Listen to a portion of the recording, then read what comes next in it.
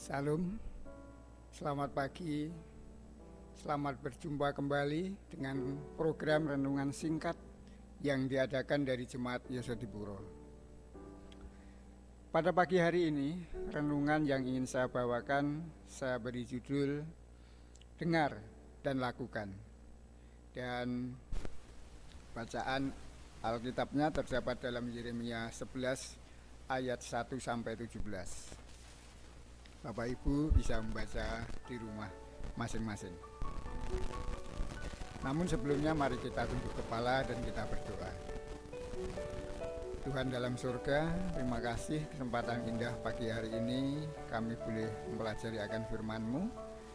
Kami butuh kuasa Roh Kudus-Mu Tuhan untuk memenuhi hati pikiran kami, sehingga kami boleh memahami akan firman-Mu, kami mendengarkan dan kami boleh menjadi pelaku akan firman-Mu.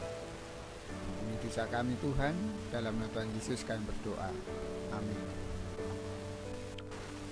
Beberapa orang berpikir seandainya mereka dapat mendengar suara Tuhan, hidup mereka akan menjadi lebih saleh.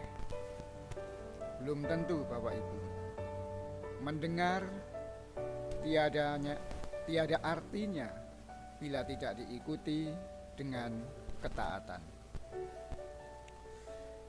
Perkataan perjanjian yang tertulis di sini berkaitan dengan kitab perjanjian yang ditemukan di rumah Tuhan dalam masa pemerintahan Yosia.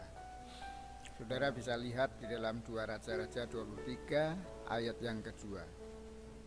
Di sini Yeremia disuruh Allah untuk menyerukan perintah-perintah dari kitab itu berulang-ulang.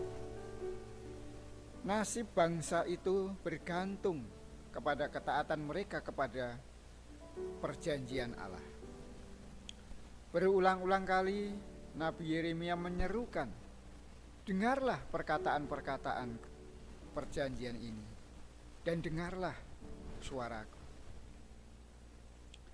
Sesuai titah Raja Yosia, segenap rakyat harus mendengarkan perkataan perjanjian itu. Namun sesungguhnya hati mereka jauh dari Allah. Mereka mendengar tetapi tidak taat. Bangsa Israel diam-diam beribadah kepada Allah-Allah lain, seperti yang dilakukan nenek moyang mereka dahulu. Mereka menyembunyikan dosa itu dari raja dan nabi. Namun Allah mengetahui perbuatan mereka. Allah memperingatkan tentang malapetaka hebat yang akan datang, yang akan Dia datangkan bagi bangsa itu. Begitu hebat malapetaka itu sehingga diibaratkan pohon zaitun yang terbakar dalam badai. Bapak, Ibu, dan saudara sekalian, ada ironi penghukuman Allah oleh karena mereka tidak mendengarkan suaranya. Maka nanti ketika hukuman dijatuhkan, Dia tidak akan mendengarkan doa mereka. Bahkan Yeremia pun dilarang mendoakan bangsa itu berdoa agar orang lain diampuni. Allah hanya efektif bila orang itu sendiri berdoa.